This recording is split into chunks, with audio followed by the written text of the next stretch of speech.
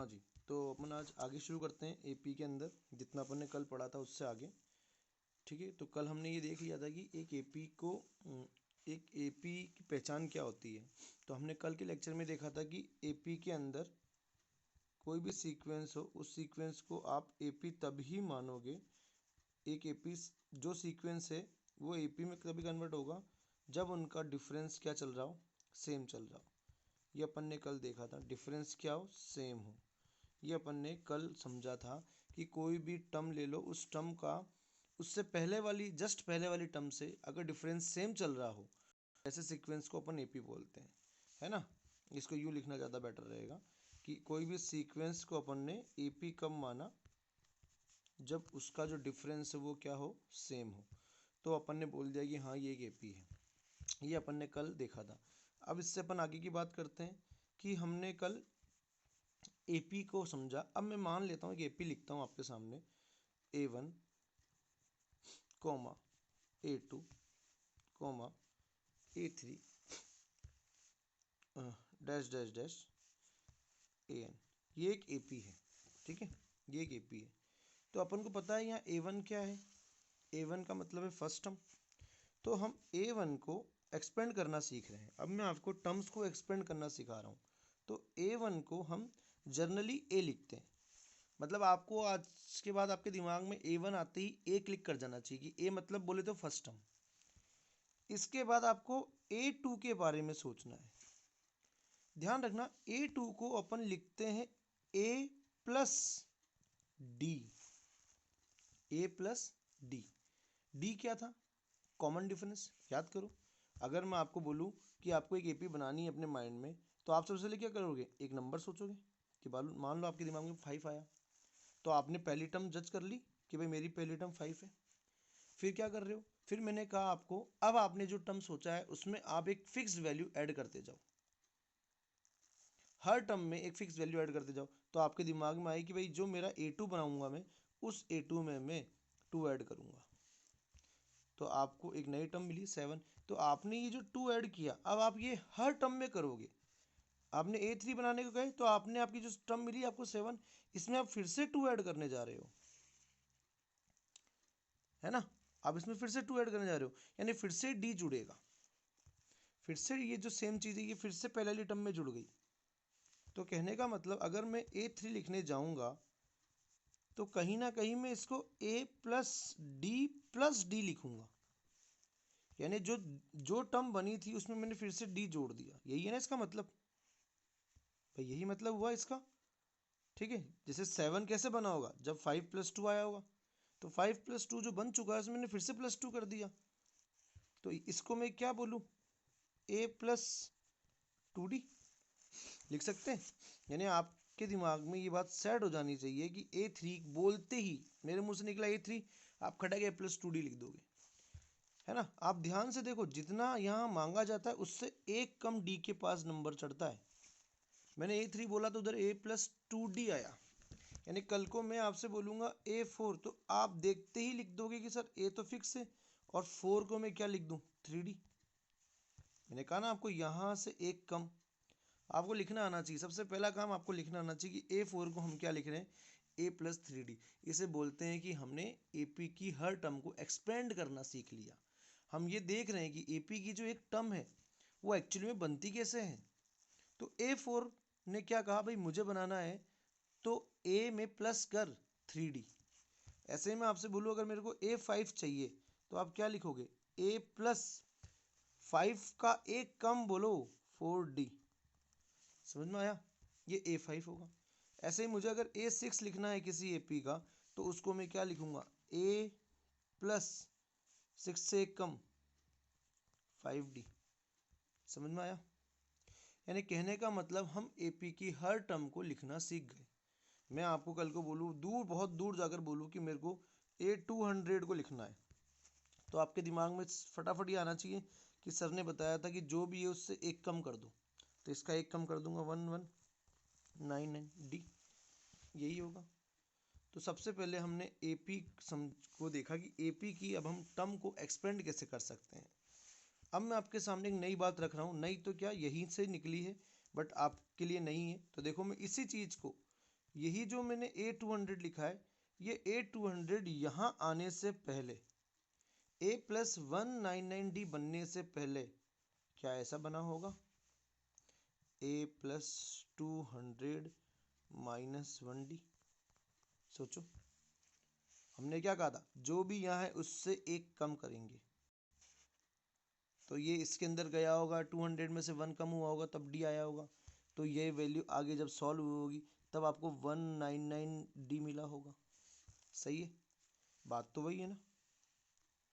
अब मैं ऐसा क्यों बता रहा हूँ, इसका कारण क्या है कि अपन ऐसे ऐसे क्यों लिख रहे हैं, वैसे क्यों नहीं लिख रहे।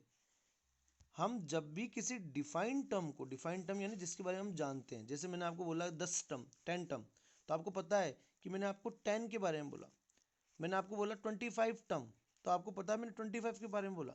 लेकिन मैंने आपके सामने एक ऐसी टर्म बोल दी जिसको आप पहचान ही नहीं पा रहे हो। जैसे मैंने बोल दिया nth टर्म। अब बताओ ये nth टर्म क्या है? हमें नहीं मालूम। nth टर्म तो क्या होती है? बहुत दूर की लास्ट की कोई टर्म होती है। इसको अगर मेरे को कल को लिखना पड़ जाए तो मैं इसके लिए ये आपको बता रहा हूं कि इसके लिए हम इसको ऐसा लिखेंगे a प्लस, अब बोलो आप, जो यहाँ है उससे एक कम करेंगे अपन इसमें, तो क्या बन जाएगा ये n-1d। और यही एक AP का जनरल फॉर्मूला कहलाता है n टर्म को निकालने का। ये AP के जनरल टर्म को निकालने का फॉर्मूला है। इसकी सहायता से हम बहुत दूर बैठी किसी भी टर्म को निकाल सकते हैं। ठीक है, यही AP का क्या है? General formula. ये जनरल फॉर्मूला है किसका? To find n term. और n टर्म यानी बहुत दूर कोई टर्म होगी जिसको आपको निकालना है, टू फाइंड nth टर्म। तो कभी आपसे एक नंबर में कोई पूछे write the formula n term for AP, तो आप क्या लिखोगे? an equals to a plus n minus 1 into d. ये आपका फॉर्मूला है, ये आपको याद होना चाहिए। और इसी के बिहाफ पे अपनी 5.2 एक्सरसाइज पूरी खत्म हो जाएगी। पूरी 5.2 एक्सरसाइज बेस्ड ही इसी फॉर्मूले पे है। बस आपको ये फॉर्मूला आना चाहिए, आप खटक 5.2 पूरी लगा लोगे, कुछ नहीं बचेगा 5.2 के अंदर फिर। तो an equals to a plus n minus 1 into d, ये आपका जनरल फॉर्मूला होता है AP का। ठीक है, जब मैं किसी भी नॉट डिफाइंड टर्म को लिखूंगा तो उसमें से एक माइनस करके लिखूंगा। मतलब नॉट डिफाइंड से मतलब मेरा ये नहीं है, मैं ये कहना चाह रहा हूँ जिसके बारे में मैं जानकारी नहीं हो। जैसे आपको मैंने लिख दिया यहाँ पे AX। अब किसी बच्चे को x के बारे में तो कुछ पता ही नहीं कि x कौन से नंबर की टर्म है, तो वो चुपचाप इसको बस यूं लिख के खड़ा हो जाएगा कि भाई a plus x minus 1d। हम ज़्यादा से ज़्यादा इसको ऐसा लिख सकते हैं। लेकिन इसी की जगह मैंने आपसे पूछ लिया होता कि a बताओ, A99 कितना होगा, तो आपके दिमाग में तुरंत आएगा कि इसको मैं a प्लस एक कम करके लिख देता हूँ 98d। ये इसकी बेहतर फॉर्म कहलाएगी। आया समझ में? तो यानी हम किसी भी AP को एक्सपेंड करना सीख गए कि कोई भी AP है उसकी हम टर्म्स को लिखना सीख गए कि A1 का मतलब पता चल गया, A2 का मतलब पता चल गया, A3 का मतलब पता चल गया, ऐसे करके AN का मतलब पता चल गया। यहाँ तक कोई प्रॉब्लम नहीं है, सबको समझ में आ गया? अच्छा, अब देखो इतनी सी बात रखते ही अपनी जो एक्सरसाइज है 5.1 उसका क्वेश्चन नंबर जो सेकंड है वो सॉल्व हो जाएगा। मैंने कल आपको क्वेश्चन नंबर फर्स्ट करा दिया था, तो आज मैं क्वेश्चन नंबर सेकंड लेता हूँ। अपनी अपनी बुक्स ओपन करिए, उसमें क्वेश्चन नंबर सेकंड है, उसको शुरू करते हैं। देखो क्वेश्चन नंबर सेकंड में हमसे क्या कह रहा है, मैं रीड कर रहा हूँ। कह रहा है राइट फर्स्ट फोर टर्म्स लिखिए। ठीक है, राइट फर्स्ट फोर टर्म्स। ठीक, एक AP की आपको स्टार्टिंग की 4 टर्म बतानी है। एक AP की आपको स्टार्टिंग की 4 टर्म लिखनी है, 4 टर्म स्टार्टिंग की। ठीक है जी, फर्स्ट फोर लिखने के लिए कहा। और क्वेश्चन में इसने क्या दिया? A की वैल्यू, एक सेकंड, A की वैल्यू इसने दी 10। अच्छा देखो इसने गिवन है, इसने कहा A तो 10 दे रहा हूँ मैं आपको, और D 10 दे, और D भी 10 दे रहा हूँ। बस ध्यान रखना, जिस भी को हमको कोई भी आपको AP का क्वेश्चन करना हो, उसकी मेन कंसेप्ट हमेशा याद रखना, जब तक आपके पास A और D नहीं होगा आप सवाल सॉल्व ही नहीं कर सकते। आपको हर क्वेश्चन में ये फील होगा कि हर एपी का तोड़ अगर निकालना है तो बस हमारे पास ए और डी होना चाहिए, फिर हम एपी के हर वैल्यूज़ को फाइंड कर सकते हैं। अगर ए और डी है मेरे पास तो आपका फोकस सारे क्वेश्चंस में सबसे पहले यही जानना चाहिए कि मेरे पास ए और डी है या नहीं। तो फिलहाल यहाँ तो ए और डी है, और मेरे को ये 4 टर्म लिखने के लिए बोल रहा है, स्टार्टिंग की 4 टर्म्स। स्टार्टिंग की 4 टर्म्स, तो देखो अपन इसका आंसर देते हैं, लिखते हैं अपन लेट 4 टर्म्स आर, क्या मानू 4 टर्म्स स्टार्टिंग की, let first 4 terms are, first भी डाल लेना, फर्स्ट 4 टर्म्स आर, क्या लिखूं, A1 comma A2 comma A3 comma A4, ये स्टार्टिंग की 4 टर्म है। और मैंने आपको अभी भी बताया था कि हमें इन चारों को ढूंढना है, तो A1 को तो मैंने आपके दिमाग में सेट ही कर दिया था कि A1 का मतलब ही क्या होता है, A, और क्वेश्चन वाला A हमको खुद ही देके चल रहा है कितना, 10। क्लियर हो रही बात, A इजिकल्स टू 10। अच्छा A2 निकालने जा रहा हूँ, तो मैंने आपको भी सिखाया था A2 बोले तो A प्लस डी, याद आया, A2 बोले तो A प्लस डी, और A कितना है 10, और D कितना है, देखो D भी अपना 10 था, तो 10 प्लस 10 करूँगा तो कितना आएगा आंसर, 20। ओके, अब मेरे को A निकालना है, तो A3 के बारे में क्या बोलूँ, A प्लस 3D या 2D, 2D जो भी हो उससे एक कम लिखना है अपन को यहाँ पे। तो A तो अपना 10 है, प्लस 2 मल्टीप्लाई 10 बोले तो कितना आएगा, 30।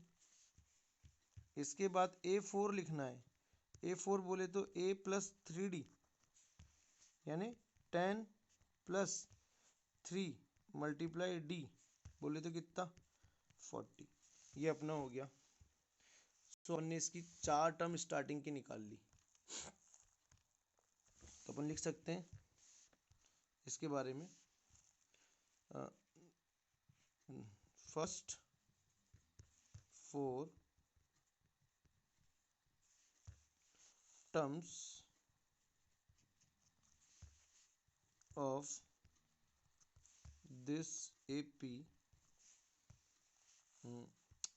विल बी, क्या क्या आई, एक तो अपने पास आई 10, एक आई 20, एक आई 30 और एक आई 40। अच्छा ध्यान रखना, इसने यहाँ एक वर्ड यूज किया था फर्स्ट 4 टर्म्स, अगर यहाँ फर्स्ट नहीं होके ऐसा होता, फर्स्ट नहीं होके ऐसा होता नेक्स्ट 4 टर्म्स, ये वर्ड लगा होता, नेक्स्ट 4 बोलता, अगली 4 निकालो, मतलब जितना दे रखा है उससे एक आगे जाके निकलवाएगा।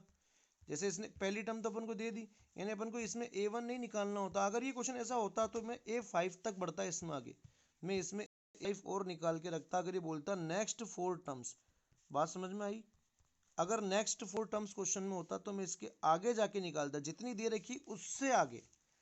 अगर ये मेरे को 3 टर्म दे दे क्वेश्चन में और बोले कि इसके आगे की 5 निकालो, तो मेरे को टोटल 8 टर्म्स बन गई मेरे पास, इसमें से 3 तो उसने दी और 5 मैं खुद बनाऊंगा।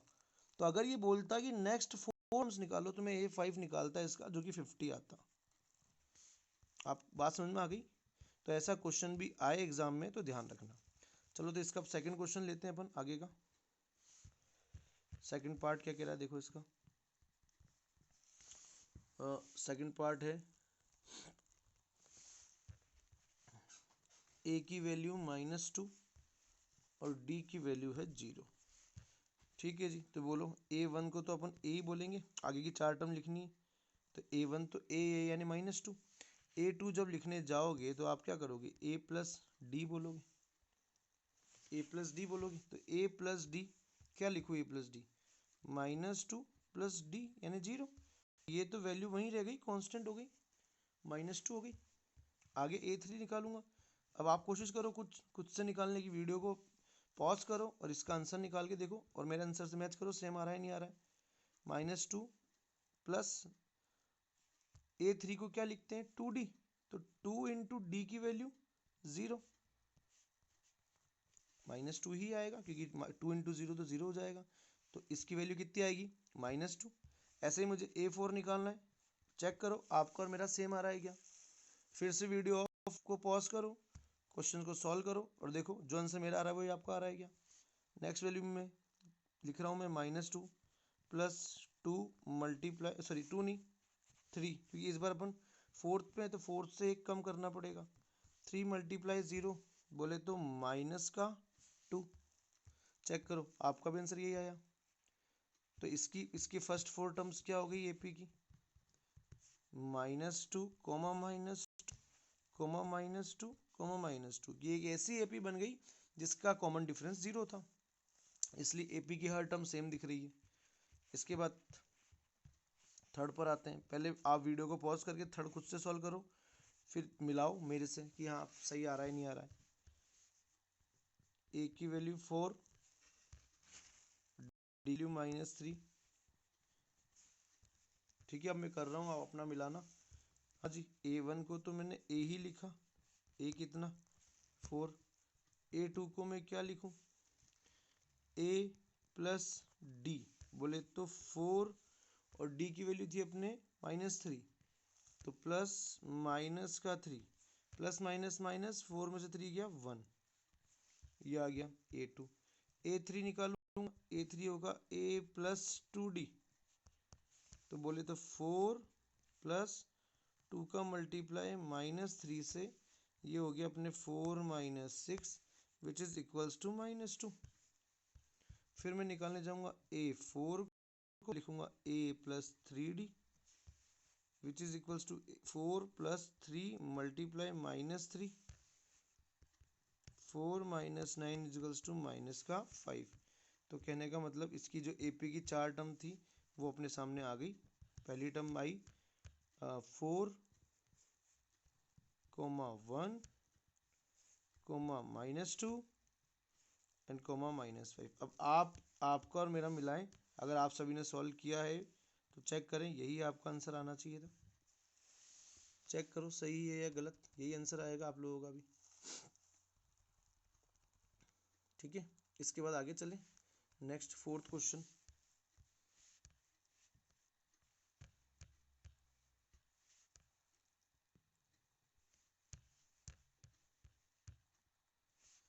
फोर्थ क्वेश्चन पे आते हैं। 3 हो गए अपने, है ना। फोर्थ को लेते हैं, इसका फर्स्ट का फोर्थ। इस बार ए की वैल्यू ने हमें क्या मिली, -1, और डी की वैल्यू क्या देके चल रहा है क्वेश्चन वाला, 1/2 ये है। तो पहले आप सॉल्व करके देखो, वीडियो पॉज करो, अपना सॉल्व करो और फिर मेरे क्वेश्चन से मिलाओ, आपका आंसर सेम आना चाहिए। ठीक है, तो चलो मैं शुरू कर रहा हूँ। A1 की वैल्यू मुझे मालूम है A ही होगा, और A को मैं बोलूँगा -1, ये तो कोई दिक्कत नहीं, ईजी बहुत। A2 में आओ, A2 को लिखेंगे A प्लस डी। A है मेरा -1 और प्लस D कितना है 1/2। अब भैया आप सभी को मालूम है, अगर दो चीज़ें फ्रैक्शन में बैठ जाएं आकर तो बिना एलसीएम के सॉल्व नहीं होती है, यदि उनके पास प्लस माइनस का साइन हो। तो बहुत इजीली अपन इसका एलसीएम लेंगे, 2 एलसीएम आया, 2 गया -1 के पास, क्योंकि नीचे तो रोकने वाला कोई था ही नहीं, तो -2, फिर प्लस का साइन, 2 से 2 कैंसिल 1, -2 में से 1 गया, -1/2। देखो आपका सेम आया गया। नेक्स्ट में A3 निकाल रहा हूँ। A3 को क्या लिखोगे, A प्लस 2D। A की वैल्यू देखो, A की वैल्यू अपने पास वापस वही -1 प्लस 2 मल्टीप्लाई D की वैल्यू क्या थी अपने पास 1/2। अब देखो अपन एलसीएम तो ले सकते हैं, बट यहाँ एक चीज़ हो रही है जो अपने फायदे के लिए है, क्या इस 2 से 2 को उड़ा दूँ तो अकेला 1 रह गया ऊपर, और उधर -1 वेट कर रहा है, तो ये वैल्यू क्या मिली -1 + 1। अब ये भी 67 खत्म, क्या मिला 0। तो यानी कहने का मतलब A3 भी 0 आ गया। अब इसके बाद अपन को A4 निकालना है, तो A4 को क्या लिखेंगे, A प्लस 3D, वापस A की वैल्यू -1 प्लस 3 मल्टीप्लाई D की 1/2। सॉल्व करते हैं, -1 प्लस 3/2। हाँ जी, एलसीएम लो इसका, एलसीएम कितना प्राप्त हुआ 2, 2 गया -1 से मिलते ही -2 हो गया, 2 से 2 कैंसिल, 3 आ गया, 3 में से 2 गया, क्या बचा 1/2, क्या आपका नेक्स्ट आ गया। तो A4 A3 A2 A1 निकाल चुका हूँ मैं, आप मिलाओ आपका और मेरा सेम आ रहा है या नहीं आ रहा है। देखो फटाफट, पहली वैल्यू -1 थी, अपनी एपी क्या बनी, पहली मेरे -1 आई, फिर -1/2 थी, फिर 0 आया और फिर 1/2 आया। यही वैल्यू अपनी आई थी, चेक करो, हो गया। नेक्स्ट क्वेश्चन की तरफ बढ़ते हैं। नेक्स्ट क्वेश्चन आ रहा है अपने पास, ए की वैल्यू दे रखा है माइनस का 1.25, ठीक है, और डी अपने पास है इसका -0.25। अब हमको 4 टर्म बनानी है, तो A1 तो वही सेम टू सेम, पहले आप भी ट्राई करो वीडियो पॉज करके, फिर देखो सेम आ रहा है नहीं आ रहा है। -1.25 ये ए हो गया। A1 तो बहुत ही ईजी होता है, A1 में तो कुछ करना ही नहीं। A2 में क्या करना है, A प्लस डी। ए की वैल्यू लिखो, ए की वैल्यू -1.25 और डी की वैल्यू है -0.25। हाँ जी, दोनों में सेम साइन है। सेम साइन मतलब बात बन गई। दोनों दोस्त थे, दोनों दोस्त ने कहा आज कचौरी खाने चलते हैं, दोनों कचौरी खाने जाना चाहते हैं। वो भी कह रहा है मैं कचौरी खाऊंगा, वो भी कह रहा है मैं कचौरी खाऊंगा, तो दोनों कचौरी खाने जाना चाहते हैं। मतलब क्योंकि दोनों के पास सेम साइन है, यानी बात बन गई। बात बन गई यानी जुड़ गया, ऐड हो गया। क्योंकि लड़ाई तो होगी नहीं। लड़ाई कब होती है, जब साइन डिफरेंट होते हैं। यहाँ तो दोनों ही कह रहे भाई हाँ मैं भी चल रहा हूँ, तू भी चल रहा है, तो दोनों जाना चाहते हैं, सेम साइन है, तो साइन तो माइनस का रहेगा, साइन में कोई चेंज नहीं, और ये वैल्यू ऐड हो जाएगी। तो 1.25 और 0.25 ऐड होकर कितना दे देगा अपन को, 1.5। सही है, और चाहो तो 0 लगा लो, कई जने लगाते हैं पीछे, लगा लो 1.50। ये A2 हो गया। A3 फिर से चेक करते हैं बात बनेगी या नहीं। A प्लस 2D लिखूंगा मैं इसको। A की वैल्यू माइनस का 1.25 प्लस, इसके बाद क्या आएगा, A3 था नहीं, हाँ, इसके बाद क्या आएगा 2 इंटू डी। डी कितना अपना माइनस का 0.25। हाँ जी, ये कितना हो गया माइनस का 1.25। पहले मल्टीप्लाई करना, ऐड मत कर देना। हाँ जी, प्लस माइनस -2 का मल्टीप्लाई 0.25 से करोगे तो 0.5 आ जाएगा, जिसको 50 बोलते हो आप, 0.50। हाँ जी, अब दोनों में देखो फिर से सेम साइन है, दोनों फिर से बोलेंगे हाँ भाई चले, तो फिर से जाएंगे। ये माइनस साइन बरकरार रहेगा, इसमें कोई बदलाव नहीं होगा, जो साइन होता है वही लगाना पड़ता है। सेम साइन था, माइनस लगा दिया, हाँ भाई दोनों ऐड हो जाएंगे, दोनों में दोस्ती रहेगी। हाँ भाई चलो, तो क्या लिखूँ, 1.75, माइनस का 1.75 आ गया, ये मेरा A3 हो गया। इसके बाद निकालना है A4। A4 अब देखो आप खुद से भी ट्राई करो। A4 को मैं लिख रहा हूँ A प्लस 3D। ए की value -1.25 plus 3 multiply D minus का 0.25। हाँ जी साहब, -1.25 प्लस -3 का मल्टीप्लाई 0.5 से 0.75। अब इन दोनों को ऐड कर सकता हूँ मैं, क्योंकि वापस दोनों के पास सेम साइन आ चुका है। सेम साइन है तो ऐड कर दो, बट साइन में कोई चेंज नहीं, दोनों ऐड होकर क्या देंगे आपको, 2, है ना। और चाहो तो वही 0.00, चाहे एक ही बात है, कितना ही लिखो ये तो ये आपकी फर्स्ट 4 टर्म्स आ गई एपी की, है ना।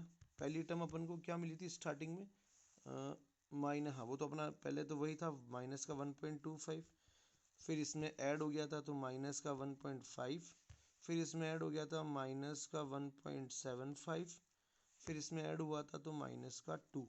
ये अपनी एपी की 4 टर्म हो गई, यहाँ तक क्लियर। इसके बाद फिर से आगे चलते हैं। क्वेश्चन नंबर ले रहे हैं थर्ड में क्या कह रहा है, पढ़ना है, देखो बुक से आप लोग पढ़ना, मैं यहाँ डायरेक्ट रीड कर रहा हूँ।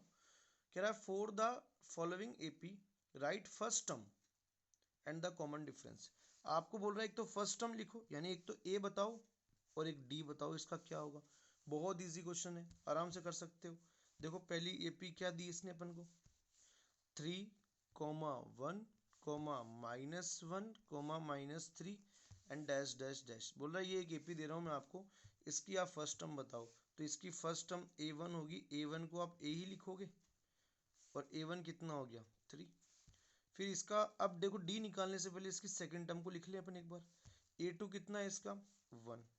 अब आपको पता है डी का फॉर्मूला होता है सीधा सीधा A2 में से A1 को हटा दो, कोई भी टर्म लेके उसकी पहले वाली टर्म को कर दो माइनस। तो मैं A2 में से A1 माइनस कर देता हूँ, A2 मेरे पास 1 है, माइनस A1 की वैल्यू चेक करते हैं। A1 कितना था 3, तो यहाँ 3 लिख दूँ।